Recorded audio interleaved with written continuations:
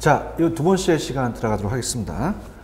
자, 일단 제목을 이제 보고 들어갈게요. 근데 이제 제가 밑에 책을 읽는 것보다 제목을 적어드리는 게 좋으니까. 자, 2번으로 우리가 교재는 돼 있죠. 그래서 이제 뭘 배울 거냐면 도소매입니다. 도매와 소매의 유통기간의 유형과 특징, 유형과 특징에 대해서 배우려고 합니다. 자, 그럼 먼저 우리가 소매업에 대한 분류죠. 소매업에 대한 분류는 자, 이제 어떤 것들이 있는지 나오는 거죠. 자, 여기가 근데 이제 이쪽 파트부터 출제 빈도가 높다고 보시면 돼요. 첫 번째는 이제 첫 시간은 제가 오리엔테이션을 하면서 여러분한테 그냥 간단하게 말씀드렸지만 이 두 번째에서부터 우리가 시험 문제 좀 출제 빈도가 높습니다. 그래서 자격증에 대한 강의가 가장 중요한 게요.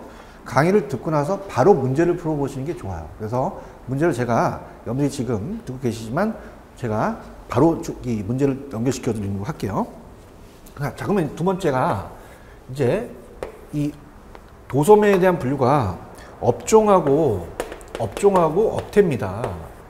자, 이걸 여러분들이 구분할 줄 아셔야 되니까 항상 객관식 문제는요, 바꿔놓는다고 생각해 보세요.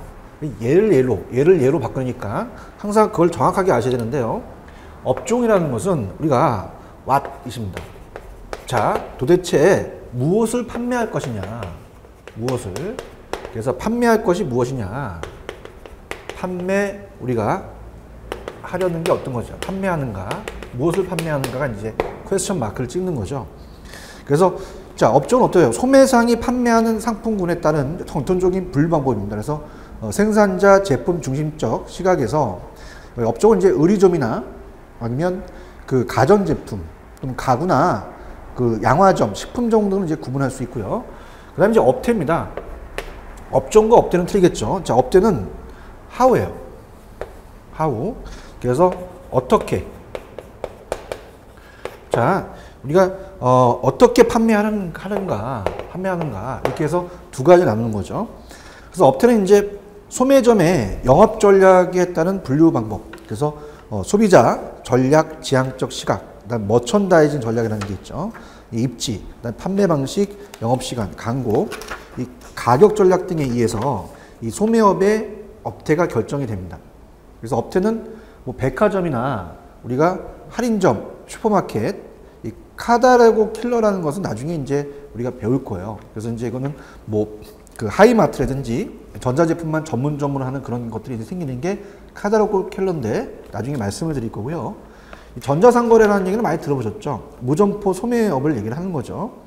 그래서 다음 페이지 이제 우리가 16페이지죠. 16페이지 보시면 이 두 가지에 대한 비교 박스가 굉장히 중요합니다. 그래서 업종은 무엇을 판매할 것이냐. 그래서 이제 생산자 시각에서 우리가 보통 주도자가 제조업자, 그다음에 분류 기준이 제품 성격, 소규모, 대리점, 제품, 제조업체의 통제용인데 업태는 어떻게 무엇을 이 아니라 어떻게 판매할 것이냐. 그래서 시각이 소비자, 소매업체, 그 다음에 소매 전략, 그 다음에 대규모, 할인점, 카탈로그 킬러, 이 소비자의 편의, 이 소매 효율 증대, 거래 촉진 같은 게 되겠죠. 그래서 업태와 업종을 또 구별할 수 있는 게 나올 수가 있어요. 그래서 이제 이렇게 한번 체크를 해보시면 쉽게 좀 접근을 할 수 있을 것 같고요. 그 다음에 두 번째가 소매상에 대한 분류입니다. 그래서 소매상에 대한 분류. 자, 일단 뭐 소매업에 대한 그 변화 뭐 이런 것들은 중요하지 않으니까 그냥 제가 여기 책만 체크해보고 갈게요. 소매업은 최종 소비자를 대상으로 제품 및 서비스 판매하는 것. 자, 판매하는 것과 관련된 모든 활동을 수행한다. 소매상은 소비자와 직접 접촉하기 때문에 소비자의 욕구에 신속하게 반응한다. 자, 우리가 옷가게가 유행에 따라 좀 팔리고 안 팔리고 할 수 있잖아요. 그 다음에 소비자의 욕구가 점점 다양해지죠. 그래서 이에 부합하기 위해서 다양한 소매업태가 등장하게 된다. 소매업의 변화라고 볼 수 있고요. 그 다음에 소매업의 이제 분류 기준은, 이제 뒤에서 또 배우시겠지만 소매업은 점포의 유무입니다. 점포가 있느냐 없느냐. 자, 없는 건 이제 전자상거래든지 자동 판매기가 무점포가 되겠죠. 그 다음에 제품의 깊이와 폭. 이게 좀 여러분들 어려워요. 그래서 자, 이건 제가 설명을 한번 해보도록 하죠. 제품의 깊이와 폭이라는 이런 단어가 있을 겁니다. 자, 내용을 알아야지 우리가 이제 그 지문을 읽을 거죠. 그래서 자, 이거는 어떤 것들을 얘기하냐면 깊이와 폭을 얘기한다. 그러면 자, 제품에 대한 폭이라는 자체는 제품에 대한 넓이를 얘기합니다. 넓이를 얘기해서 자, 우리가 편의점 가면은 라면도 있을 것이고요. 생수도 있을 것이고, 그죠? 그 다음에 이제, 뭐 술도 있을 것이고, 그 다음에 뭐, 이쪽은 요즘 또 일반 의약품도 또 편의점에서 또 판매를 하죠. 또 풀려가지고, 이런 것도 이제 됩니다. 넓이에요. 얼마나 제품의 그 범위가 광범위하느냐. 이 깊이, 이게 넓이고요. 그 다음에 이제 요게 넓이라고 한다면, 깊이라는 건 더 세부적으로 간다는 거죠. 그럼 라면은 무슨 라면이 있느냐. 자, 그래서 우리가 뭐 신라면이다. 그 다음에 유현진 선수가 하는 게 진라면이다. 또 뭐 컵라면이 있다. 그죠? 뭐 짜파게티가 있다. 뭐 이렇게 쭉 라면의 종류가 많잖아요. 제품의 깊이라고 얘기를 합니다. 그래서 제품의 깊이와 폭, 이 자체를 이제 우리가 또 따져볼 수도 있고, 그 다음에 이제 어때요? 그 판매 방법, 규모가 대규모냐 소규모냐, 또 경영 방식을 어떻게 할 것이냐, 또 입지가 중요하죠. 그래서 입지에 대해서, 소매 입지에 대해서 어떻게 할 것이냐, 제공하는 서비스, 프라이스 가격과, 그 다음에 제조업자에 대한 관계, 그리고 최종 소비자와의 접촉 형태 등을 기준으로 분류할 수 있다냐, 이렇게 가볍게 보시고요. 그 다음에 점포에 대한 유무는 아까도 말씀드렸지만 점포가 있느냐 없느냐, 점포 소매업과 무점포 소매업이라는 게 있어요. 자동 판매 같이. 그 다음에 이제 나중에 얘기하겠지만 이제 우리가 인터넷상으로 이 비즈니스가 시작이 되죠. 그래서 전자상거래 발전에 따라 무점포 소매업이 또 비중이 크게 우리가 증가하고 있으나 아직은 점포 소매업이 비중이 좀 큰 상태입니다. 그다음에 취급 상품이 우리가 이 소매업은 취급하는 상품의 종류에 따라 분류되기도 하는데 이를 업종별 분류라고 얘기를 하죠. 그래서 우리가 업종이라는 자체는 취급 상품을 얘기합니다. 취급 상품을 해서 무엇을 판매하겠느냐 이런 거죠. 그래서 여기서 업종은 이제 우리가 그 한국 표준산업 분류에 기초를 합니다. 그래서 작성된 통계청의 도소매업에 대한 통계조사에 따라 우리가 중분류, 소분류, 세분류라는 게 있어요. 그래서 한국 표준산업 분류에 나중에 보시게 되면 우리가 전체적인 것이 대분류, 중분류, 소분류 이렇게 되어 있습니다. 그다음 판매 방법으로 갈게요. 방법의 차이는 어떻게 되느냐. 이 소매를 분류할 때 업태별로 갈 것이다. 그러면 방법. 그래서 판매 방법은 어떻게 할 것이냐. 이게 이제 중요하죠. 판매 방법. 그래서 이 방법의 차이에 따른 소매업 분류를 업태별 분류라고 얘기를 합니다. 그래서 업태별 분류로 본다면 백화점, 전문점, 우리가 GMS, 대중양판점, 슈퍼마켓, 나중에 또 배우시겠지만 하이퍼마켓, 그 다음에 디스카운트 스토어, 아울렛 스토어, 카탈로그 킬러, 그 다음에 드럭스토어, 그 다음에 CVS라고 하죠. 편의점을 하죠. 홈센터 등으로 구분한다. 이렇게 보시면 됩니다. 그럼 여기서 여러분들 어떻습니까? 뭐 분류 기준은 뭐 점포의 유무 이런 것들은 뭐 점포 유무에 대해서 보지만 취급 상품이냐, 판매 방법이냐, 취급 상품은 업태다. 그럼 틀리죠. 업종이고 판매 방법은 업종이다. 아니죠. 업태죠. 뭐 이렇게 해서 바꿔낼 수가 있다라는 얘기예요. 여러분들이 꼭 체크를 한번 해보시고요. 그 다음에 이제 점포 규모입니다. 뭐 점포 규모는 뭐 점포에 따라서 점포 소매상에서 우리가 볼 거지만 다시 한번 볼게요. 점포 규모라는 자체가 소매업은 점포의 규모에 따라 대규모 소매업, 중소기업 소매업 등으로 구분이 됩니다. 그래서 우리가 육통산업발전법에 의하면 대규모 점포란 매장 면적이 3,000제곱미터 이상의 점포를 말합니다. 그리고 이 대규모 점포를 이용한 소매업체에는 대형마트, 대형 할인점은 이제 이마트나 홈플러스 같은 걸, 롯데마트 같은 걸 얘기를 하죠. 전문점, 백화점, 쇼핑센터, 복합 쇼핑몰 등이 있다. 그렇게만 체크를 하세요.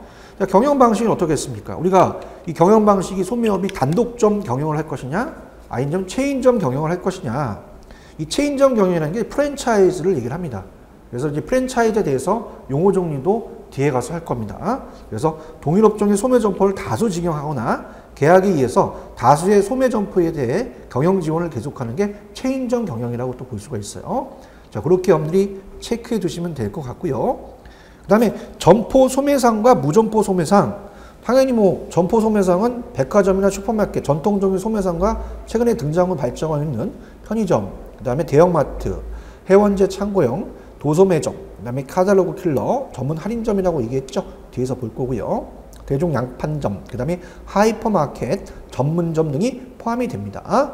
근데 이제 기출이 한번 됐었는데 무점포 소매상에서 한번 기출이 나왔었어요. 그래서 자, 요거 한번 봅니다. 기출이 됐던 거는 한번 여러분이 보셔야 돼요. 자, 그래서 지금 이 소매상에 대한 분류라는 자체가 다시 한번 전체적인 틀을 본다면 소매업의 분류 기준, 점포의 의무, 취급상품. 그래서 아까 취급상품 판매 방법 디귿하고 니을 바꿔낼 수 있다 그랬죠. 한번 보시고요. 그 다음 점포에 대한 규모, 경영 방식이 있는데 3번에서 시험 문제가 나왔다는 얘기입니다. 자, 3번은 뭐냐면 점포,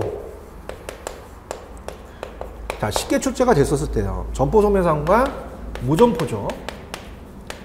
무점포 소매상인데 당연히 무점포라는 자체는 어때요? 여러분들이 알고 계시다시피 뭐 방문 판매라든지 카탈로그, 그 다음에 자동 판매기 이런 것들이잖아요. 그러면 니은의 무점포 점포 소매상이라는 자체가 가장 여러분들이 이해하시기가 쉬운 게 자동 판매기잖아요. 이런 것들이 이제 무점포인데 편의점이라고 해서 시험지 나왔었어요. 아니 편의점은 어떻습니까? 점포가 있죠. 당연히 편의점이라는 자체는 점포 소매상이기 때문에 무점포가 아니란 말이에요. 그래서 이걸 바꿔낼 수가 있는데 이건 난이도가 낮습니다, 여러분들. 이건 뭐 상식적인 거죠, 뭐. 우리가 편의점은 점포가 없어요, 점포가 있죠. 뭐 이렇게 해서 예전에 시험 문제 나왔었단 말입니다. 그래서 뭐 물론 뭐 이게 시험에 또 안 나올 거라고 생각은 안 하지만 뭐 이런 것들이 이제 요즘 취지에 보시면 약하다는 거죠. 그래서 이제 무점포 소매상은 여러분들이 아시다시피 방문 판매라든지, 그죠? 요즘은 이제 학습지 같은 것도 어떻습니까? 뭐 구몬학습 해서 이제 가서 직접 이 교사들이 체크를 해서 일주일마다 체크를 한 다음에 채점을 하고 관리를 합니다. 그럼 방문해서 판매를 하고요. 우리가 이제 보통 요구르트 아주머니께서도 이제 어떻습니까? 방문해서 집집마다 이제 요구르트를 갖다 주시고, 뭐 지금이야 많이 없지만 화장품에 이제 방문 판매가 많았었잖아요. 그죠? 아주머니들 이제 마사지도 받고 가서 이제 어떻습니까? 이렇게 또 이 마사지 받으면서 또 화장품도 사고 뭐 그런 마케팅을 많이 했어요. 그 다음에 이제 텔레마케팅 같은 거는 이제 여러분들이 이건 좀 굉장히 요새 뭐 이 휴대폰 시대다 보니까 너무 좀 이 정보 유출이 되고 문제가 좀 많이 돼요. 근데 텔레마케팅 자체가 좀 이 무점포 소매상에다가 개인적인 건데 뭐 그렇게 생각하시고, 그다음 카탈로그와 그 다음에 DM이죠, DM, 다이렉트 메일 소매상, 그 다음에 인터넷 쇼핑몰. 인터넷 쇼핑몰이 이제 전자상거래를 얘기를 합니다. 그 다음에 자동 판매기 등이 포함된다. 뭐 이런 것들은 무점포 소매상이라는 것은 이건 여러분이 점수를 주기 위한 겁니다. 뭐 이런 것들은 간단하게 여러분이 이렇게 나왔으면 좋겠다라고 보시면서 보시면 돼요. 자, 그렇게 보시면 되고, 자, 그 다음에 이제 중요한 파트를 갈게요. 여기가 중요합니다, 여러분들. 시험 문제 나오는 데는 딱 정했다고 봐요. 자, 저도요, 지금 이 박사학위를 받고 보통 이제 뭐 제 자랑은 아니지만 이 자격증에서 박사학위를 받아야 이 자격에 대해서 이 출제원의 자격이 있습니다. 물론 뭐 지금 제가 그 유통이나 물류 쪽도 지금 제가 강의를 하고 있어요, 대학교에서요. 그다음에 이제 뭐 사이버 대학에 이제 또 교수로서 개공 교수로 있고요. 월요일서부터 토요일까지 이제 강의를 하면서 이 학원 강의도 하고, 근데 유통 물류도 강의하고 기업 강의도 하고 여러 강의를 합니다. 자, 그러면 저도 이제 문제를 내게 되죠.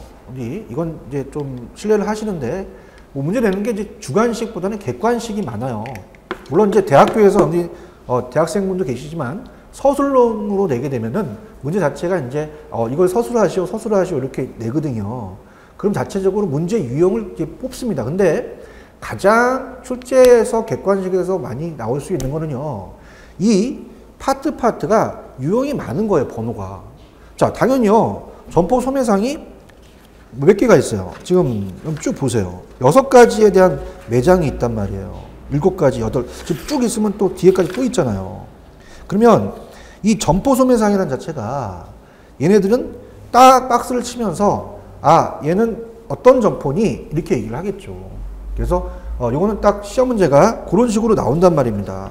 그러면 거기에 대해서 우리가 문제를 한번 풀어볼 거예요. 자, 그렇다면은, 자, 어떻습니까? 지금 편의점은 점포 소매상이고 인터넷 쇼핑몰 자동 판매는 무점포 소매상이라는 걸 배우셨어요. 자, 그러면 세 번째, 점포 소매상 같은 건 어떤 게 있는지를 하나씩 보자는 거죠. 자, 그래서 첫 번째 보시면 슈퍼마켓이라고 있습니다. 자, 슈퍼마켓은 우리가 많이 공급이 돼 있으니까 다 아실 거예요. 그래서 이제 분별 관리 방식을 기본으로 해서 종합 식료품점이라든지 셀프 서비스와 연가 판매, 비교적 좀 넓은 매장이죠. 그 다음에 매장 보유와 대규모화, 그다음에 중앙 집중의 구매 방식 혜택을 줄 수 있습니다.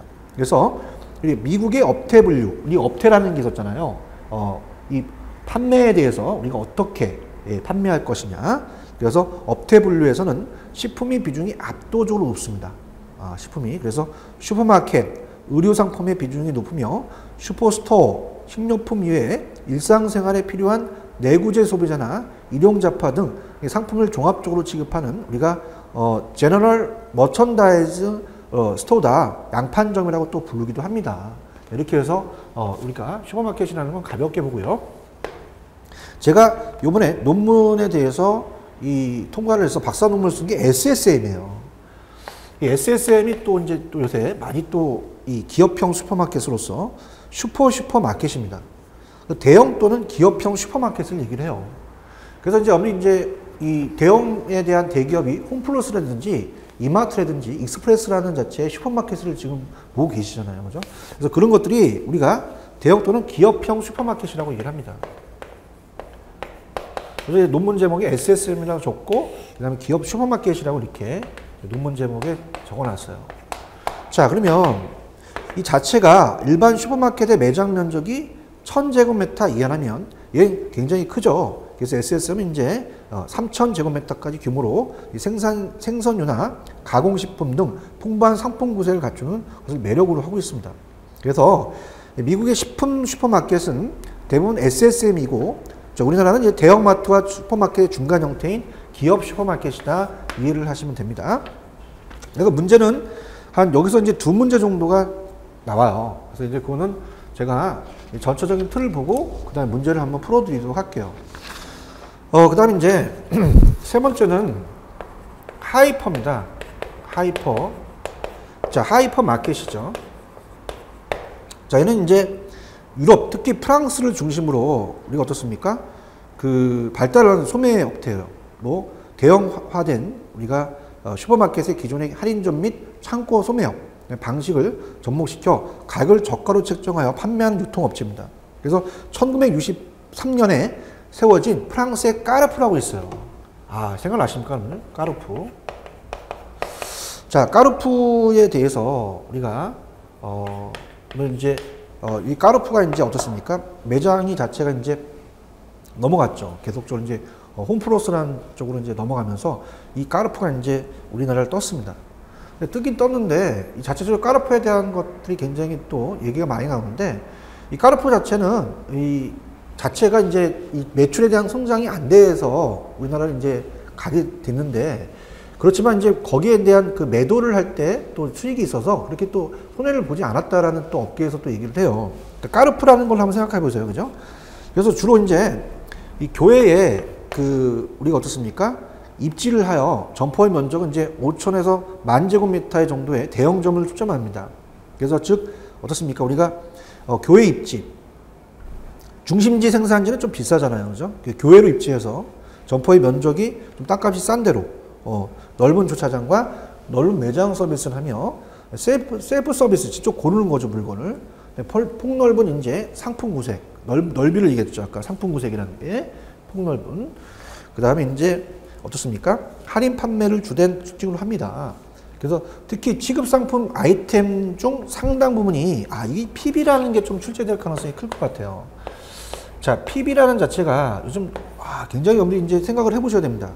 이게 민간의 개인의 프라이버트이라는 건 민간이라는 거잖아요. 민간의 브랜드라고 하는데, 자, 우리가 이 전통적 생산에 대한 우리가 예를 들어서 뭐 특정 걸 얘기하면 좀 그렇지만 막 남양이라든지 그 다음에 뭐 서울우유, 이건 어떤 내셔널 브랜드잖아요. 근데 어떤 쪽에 이제 우리가 매스컴에서 이 피부의 매출이 더 성장하고 있다라고 얘기를 합니다. 자, 이건 뭐냐면 우리가 이제 이마트나 홈플러스가 이제 까르푸에서 넘어갔죠.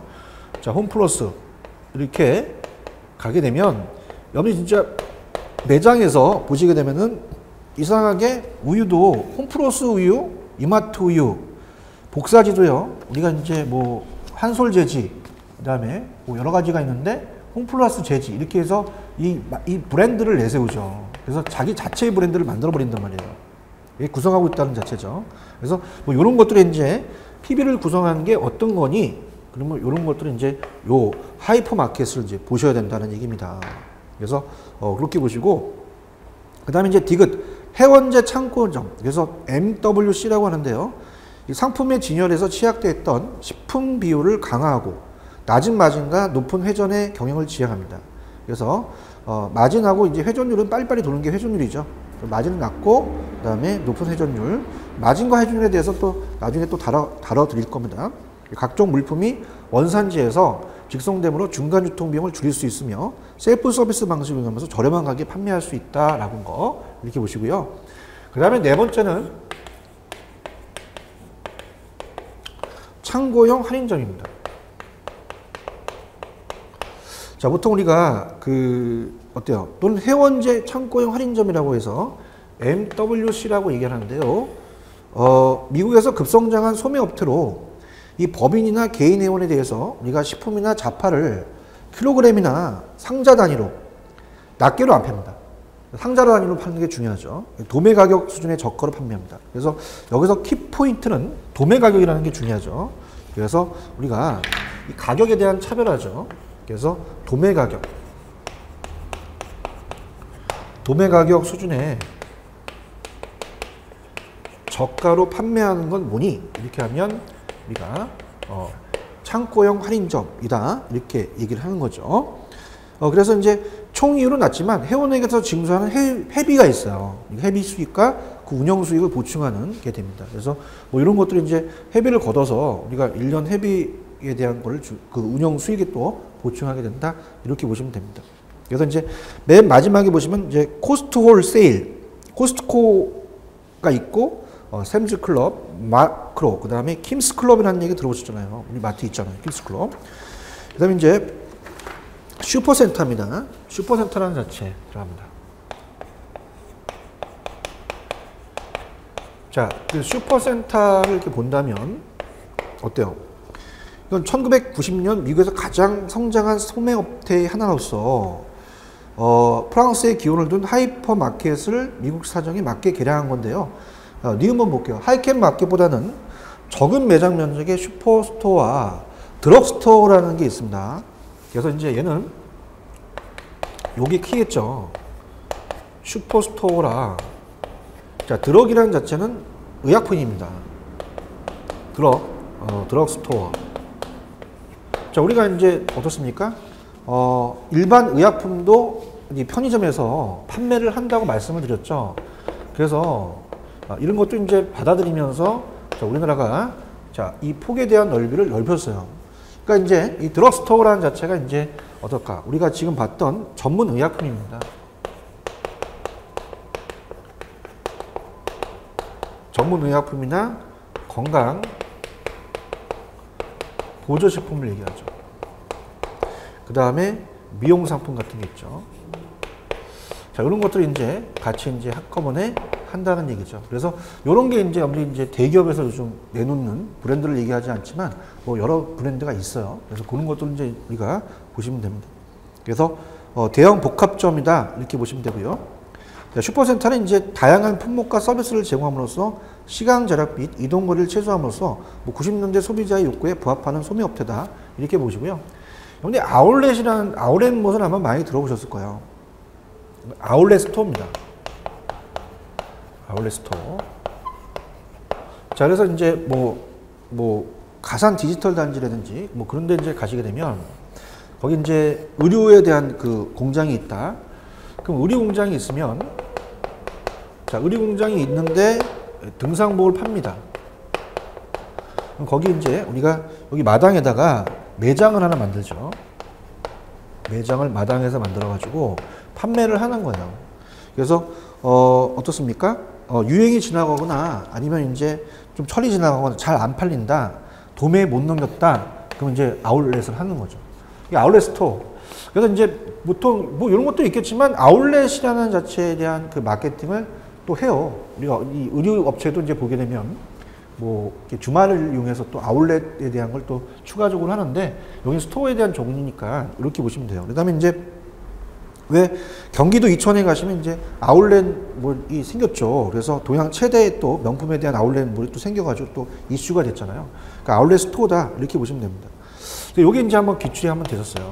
그래서 요거 이제 체크를 하시는데, 그래서 이제 아울렛 스토어 또는 아울렛몰은 제조업자와 백화점의 비인기 상품, 재고 상품 사용상에는 아무 문제가 없는 하자 상품, 아까도 말씀드렸지만 뭐 우리가 유행이 지나거나 철이 지나거나 이월 상품 등을 자신의 회사 명의로 대폭적인 할인 가격으로 판매하는 겁니다.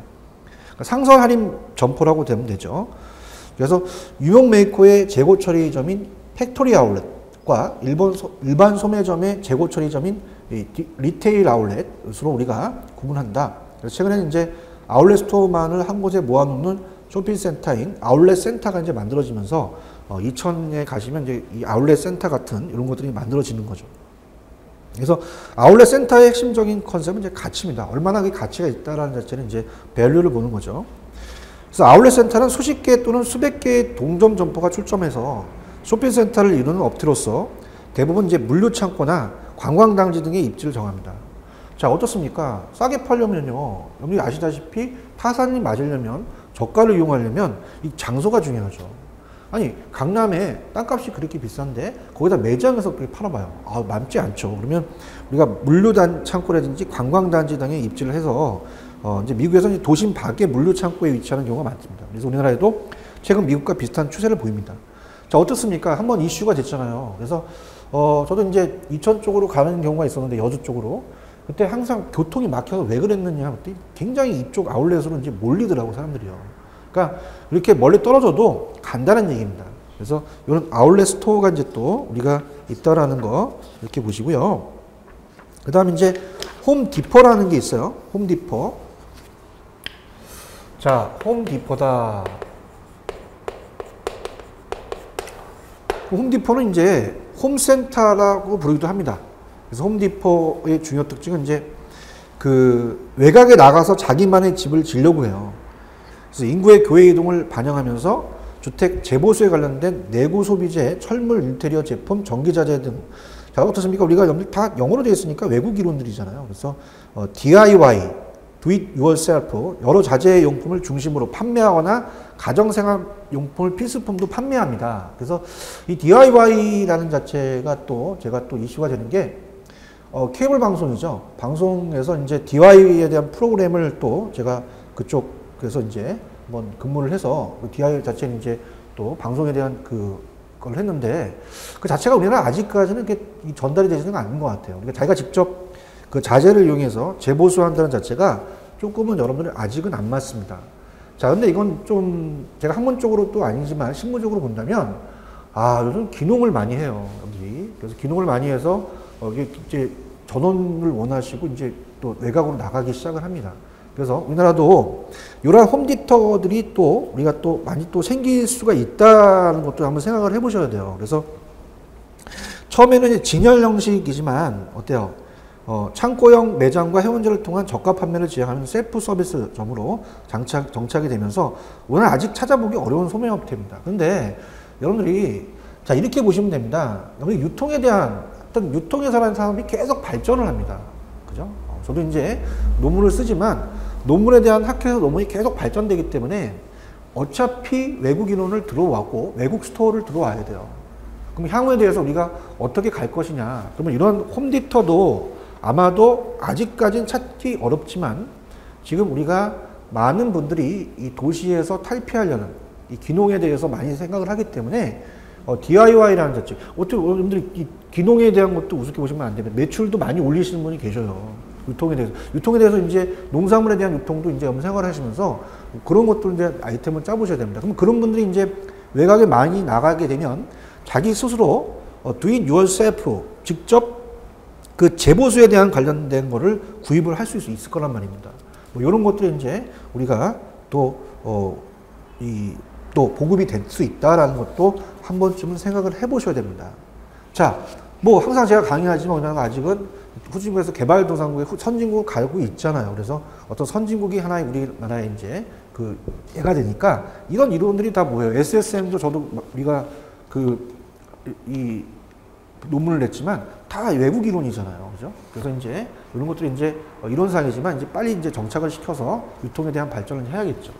그다음 8번을 보시면 카탈로그 킬러라는 자체가 있어요. 아까 제가 말씀을 드린다고 했죠. 그래서 우리가 이거에 대해서 카테고리 킬러인데 물론 뭐 공부를 하신 분들은 알아요. 킬러라는 건 무슨 도현이 무슨 사람을 죽이는 게 왜 나와요 그러는데 카탈로그 킬러라는 건 여러 번 기출이 됐어요. 중요합니다. 그래서 별표 하나 쳐놓으시는데 자 이렇게 됩니다. 우리가 문구점이 있어요. 자 문구점은 이제 연필도 팔고 볼펜도 팔고 자 어떻습니까? 이게 이제 복사지 그다음에 노트도 팔고 이게 팝니다. 자 그래서 어때요? 그 자체적으로 근데 이제 뭐 저도 뭐 초등학교를 다녀봤지만 어떻습니까? 그때 당시 이제 어때요? 뭐 학교 앞에 보면은 문구점에 이런 거 판매합니까? 장난감 팔죠. 장난감을 같이 껴서 판단 말이에요. 장난감을 껴갖고 그냥 뭐 이 초등학생이나 이런 그 아이들은 돈이 이제 없단 말입니다. 그래서 그네들을 이용해서 뭐 1,000원짜리 몇 개 뽑아가지고 뭐 이렇게 하는데 그 물품들이 다 좀 어떻습니까? 가격이 낮은 거죠. 이 판매하는 거를 완전히 카탈고리를 아주 죽여버리는 거예요. 죽여서 야, 니네 장난감 팔지 마. 내가 만들 거야. 그래서 완구 문구점을 만드는 거죠. 전문점을 만듭니다. 완구 문구점을 만들어가지고 가격을 약간씩 올리면서 우리가 또 고급화시키는 그런 뭐 레고라든지 자 어떻습니까? 이것도 하나의 마케팅인데 이제 뭐 시리즈가 많아요. 로봇도 막 시리즈도 나오고 막 이러다 보니까 이 판매에 대한 이 전문적이라는 것이 이제 카탈로그 킬러가 이제 이 전문적으로 되는 거죠. 그래서 이제 뭐 여자아이들은 뭐 인형인데 인형에 대해서 이제 뭐 어떻습니까? 여러 가지 이제 또 이슈화되는 뭐 인형들이 있다. 그 다음에 또 로봇 같은 것도 어떻습니까? 계속 또 시리즈가 나오잖아요. 그래서 전문점으로 이걸 아예 죽여버리고 전문점으로 가겠다. 그래서 카탈로그를 킬러한다. 그래서 그런 식으로 여러분들이 참 재밌죠. 그래서 그런 식으로 생각을 하시면 돼요. 그래서 하나의 전문점과 할인점을 짬뽕했다고 생각하시면 됩니다. 그죠? 여러 번 기출이 됐어요. 그래서 이런 식으로 이제 하게 되면은 여기 애들은 이제 장난감 바로 이제 이쪽으로 가면서 좀 눈을 뜨겠죠. 그죠? 그래서 이렇게 좀 더 판매량을 또 늘리려는 그런 것들이 이제 카탈로그 킬러다. 이렇게 보시면 돼요. 많이 나왔어요. 그래서 또 하나 보면 어떻습니까? 우리가 예를 들어서 하이마트라든지 그죠? 전자제품만 또 판매하는 곳이 있고 신발 파는 또 ABC라는 데가 있잖아요. 그죠? 저가로. 그래서 이런 것들이 이제 카탈로그 킬러로서 만들어진 겁니다. 그래서 이제 카탈로그 킬러는 일종의 전문품 할인점이다. 그래서 전문 양판점이라고 되냐면 주요 특징은 이제 소비자의 라이프 스타일 변화에 따라 기존에 이제 어떻습니까? 종합 소매장 취급 품목 중 특정 제품 계열에서 이 전문점과 같은 깊은 상품 구색. 자, 여기서 이제 어떻습니까? 깊은 상품 구색을 통해서 가지고 저렴하게 또 판매하는 것이 또 원칙이죠. 반드시는 아닙니다. 또 가격을 또 높일 수도 있어요. 그래서 이제 대량 구매와 대량 판매 그리고 낮은 비용으로 저렴한 상품을 또 가격을 또 제시한다고 말씀을 드렸죠. 그래서 이제 이렇게 또 가격 경쟁에서 이길 수 있다는 얘기입니다. 그래서 미국의 이제 토이라든지 완구점이라든지 가전, 그다음에 사무실 가구, 건자재 등이 이제 대표적인 카탈로그 킬러다. 자 이렇게 여러분들 보시고요. 편의점 아까 나왔잖아요. 편의점은 점포 소매상이지 무점포가 아니었잖아요. 그래서 편의점은 뭐 다 아시는 거니까 우리가 편의점이라는 겁니다.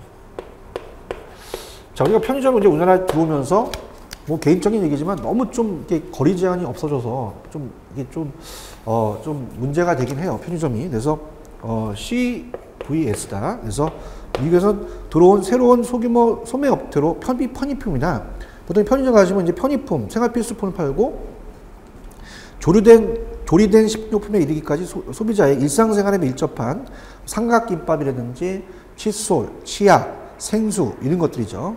비교적 폭넓은 상품을 취급한다. 그럼 요거는 이제 특징이 고객이 언제든지 상품을 구매할 수 있으니까 24시간 영업입니다. 자, 요거에 대해서 이제 편의점, 선매품점, 전문품점이라는 걸 나중에 또 공부를 할 거예요. 그 다음에 시간적인 편의성을 갖고 있을 뿐만 아니라 주택지 아니나 주택지에 밀접한 지역에 점포가 있어 공간적인 편의성을 갖는데, 자, 가격이 비싼 대신에 자, 어떻습니까? 편의점은 할인하지 않잖아요. 그죠? 그 대신 이제 회전율이 높죠. 24시간 하니까. 그만큼 뭐 종업원도 돌려야 되고 전기세도 나가고. 그래서 이제 주택가에 우리가 앞에 보면 여기 편의점도 거의 집 앞에 있죠. 그래서 슬리퍼 신고 이제 가는 그런 것들이 이제 편의점이다. 그렇게 보시고. 그 다음에 10번은 전문점이라는 게 이제 이거와 반대죠. 전문점은 어떤 특정 범위 내에서 상품군만을 전문적으로 판매하는 것이다. 자, 이렇게 보시면 됩니다. 자, 그 다음에 이제 무점포 소매사항이라는 게 있어요. 그래서 이제 요거에 대해서 이제 문제를 한번 풀어볼게요, 여러분들.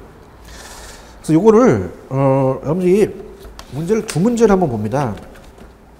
그래서 우리가 페이지를 적어 드릴게요. 326입니다. 326페이지 가시면, 자, 문제 처음 푸니까 제가 01번 이렇게 체크할게요. 자, 01번 보세요. 다음에서 설명하는 소매업체를 고르면, 자, 할게요. 자, 이는 과일, 그 다음에 채소, 육류, 어패류 등의 1차 식품을 포함한 식료품에서 의류, 가전제품, 가구, 잡화 등의 각종 공산품까지를 상품을 할인된 가격으로 판매하는 방식으로서 일상생활과 밀접한 관련을 가진 신품류와 공산품이 원스톱 쇼핑을 제공하는 셀프 서브 방식과 시장가보다 저렴한 가격 정책을 시행하고 있다. 이건 아까 우리가 하이퍼마켓이었잖아요. 하이퍼마켓. 그래서 이 까르푸를 얘기하고, 이마트나 홈플러스. 그래서 이제 하이퍼마켓은 식품 중심의 식품군을 구비한 대형 슈퍼마켓에서 비식품품을 추가하는 대형 할인점의 형태로서 발전하고 있습니다. 그래서 공산품보다 1차 식품을 위주로 한 식품류의 비중이 높다는 특징을 가지고 있는 건 뭐니? 그러면 하이퍼마켓이다. 이렇게 체크를 하셔야죠.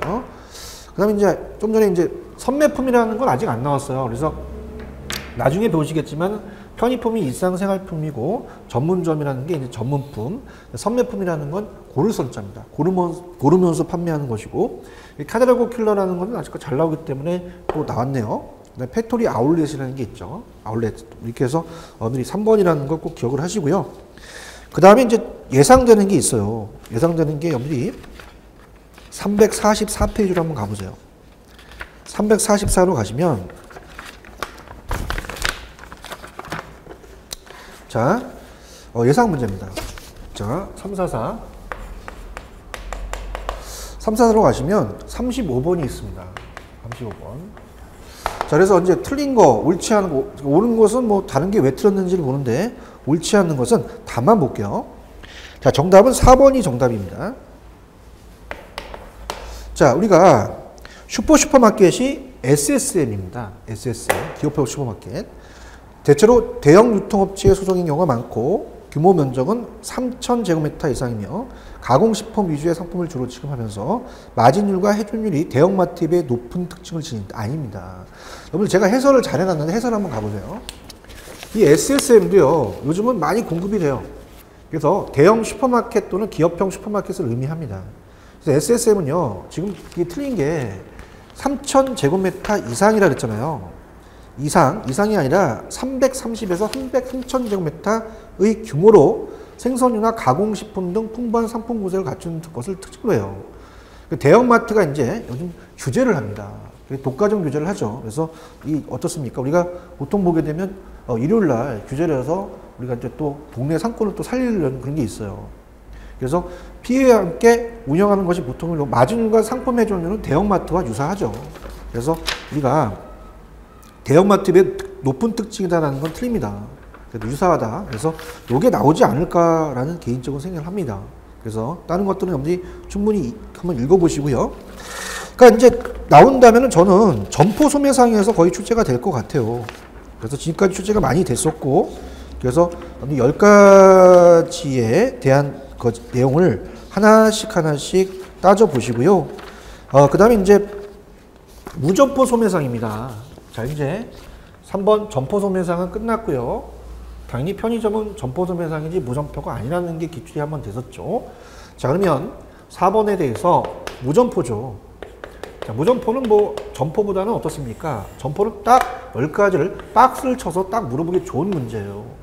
근데 무점포 소매상은 이제 우리가 뭐 다 아시는 뭐 전자상거래라든지 자동 판매이기 때문에 출제 빈도가 그렇게 높지는 않습니다. 그래서 내용을 보겠는데 무점포 소매상은 이제 크게 DM, 다이렉트 마케팅, 그죠? 그래서 직접 마케팅 하든가 직접 판매, 다이렉트 우리가 셀링, 자동 판매기 같은 게 구분되겠죠. 직접 마케팅은 이제 인터넷 쇼핑 소매, 우리가 전자상거래죠. 쇼핑몰이 이제 다 알고 계시는 거고, 카탈로그나 DM 발송해서 소매업 또는 텔레마케팅, 그다음에 TV 홈쇼핑, 텔레비전 우리가 마케팅 같은 게 되겠습니다. 직접 판매에는 방문 판매라든지 다단계 판매 같은 게 있죠. 그래서 뭐 내용 같은 거는 한번 훑어볼게요. 어떤 게 있는지 볼게요. 자, 2번은 이제 이 마케팅 자체가 이제 인터넷이시죠. 인터넷 많이 하고 계시죠, 지금. 여기. 그래서 요즘은 이제 많이 인터넷을 많이 보급이 됐죠. 인터넷 소매업 또는 인터넷 쇼핑몰이라고 합니다. 그래서 가상공항을 통해서 기업과 소비자 상거래를 하는 우리가 B2C, B2B가 많이 제일 크죠.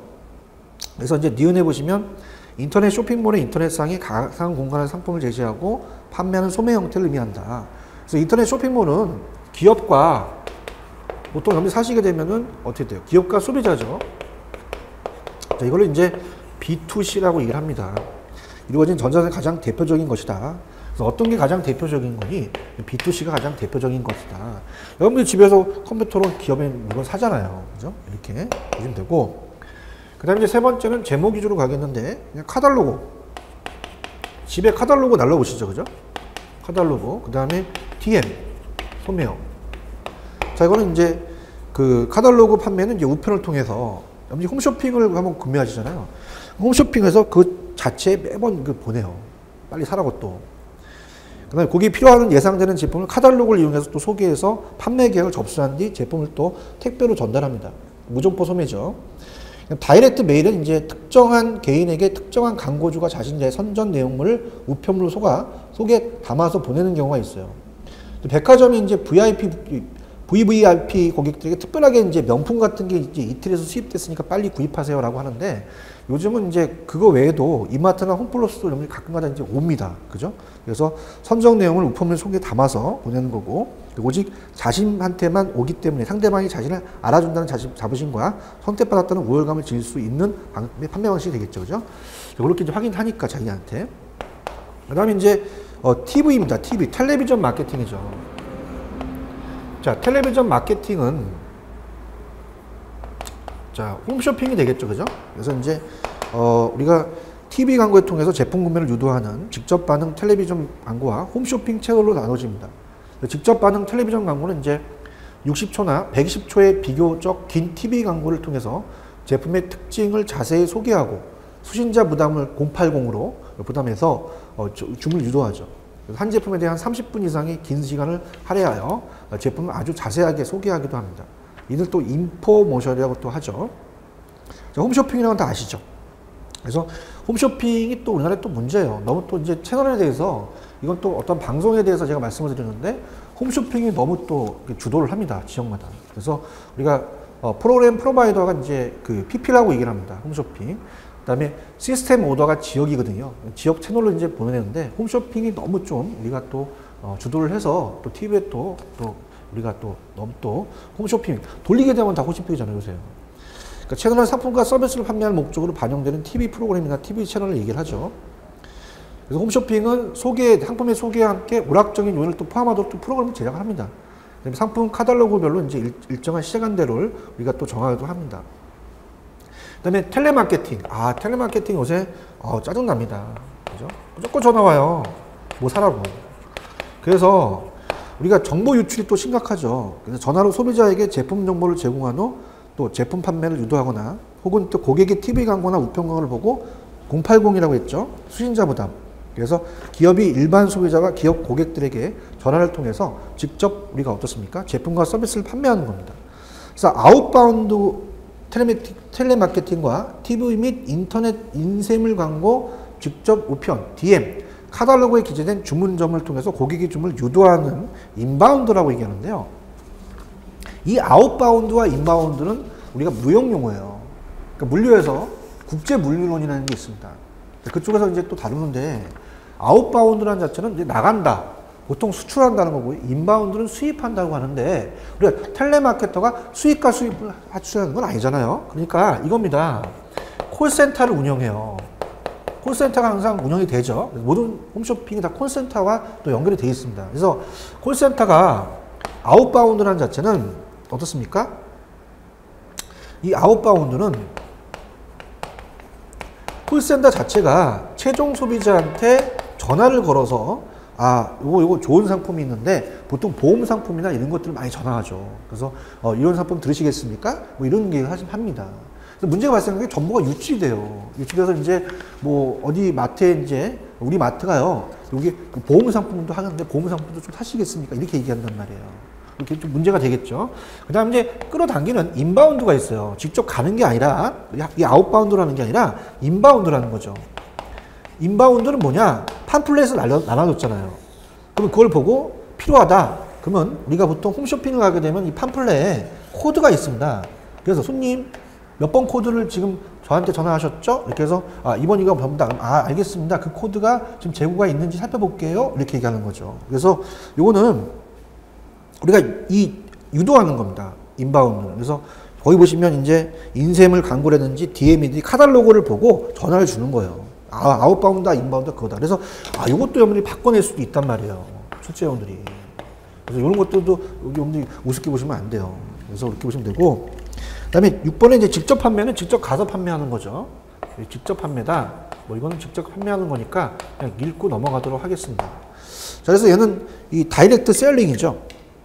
제조업자가 자기의 비용을 들어서 소비자를 집마다 방문해서 상품을 설명하고 판매하는 방식이에요. 그래서 보통 아까 화장품 판매 같은 게 이제 예전에 많았다 그랬잖아요. 그 다음에 이제 니은에 보시면 판매 방법은 영업사원을 이용한 직접 판매 방식으로 역사가 가장 오래된 무점포 소매업이다. 그래서 우리나라는 화장품이나 아까도 말씀드렸지만 서적 같은 것도 이제 방문 판매가 브리타니카라는 옛날에 사전이 있었어요. 처음에 이제 영업 방식이 시작해서 가전제품, 학습지, 보험 등의 판매가 방문 판매를 통해서 이루어졌습니다. 그래서 다단계 판매라는 걸 많이 들어보셨죠. 피라미드지만 맨 밑에 가시면 우리나라에서는 방문 판매 등에 대한 이 법률, 방문 판매법에 의해서 합법적으로 또 허용되고 있긴 합니다. 이렇게 보시면 되는데요. 자, 지금 시간 했던 것 이제 연결시켜 볼게요. 먼저 이 취급 상품에 대해서 이 취급 상품 업종과 업태 구분하시고요. 그 다음에 이제 쭉 넘겨보시면은 점포 소매상이라는 게 있었습니다. 그래서 아까 하이퍼 마켓을 찾아낸 거고, 그 다음에 이 SSM의 슈퍼마켓에 대해서 정의가 잘못돼 있었죠. 자, 그렇게 보시고, 그 다음에 다른 것들은 뭐 무점포 같은 것들은 이제 적으니까 점포 소매상 위주로 가세요. 그래서 무점포는 이제 아까 텔레마케팅 같은 게 아웃바운드가 있다, 인바운드가 있다, 뭐 이런 것들만 좀 체크하시면 됩니다. 자, 여기까지 하고 좀 우리가 쉬었다가 다음 강의 또 들어가도록 할게요.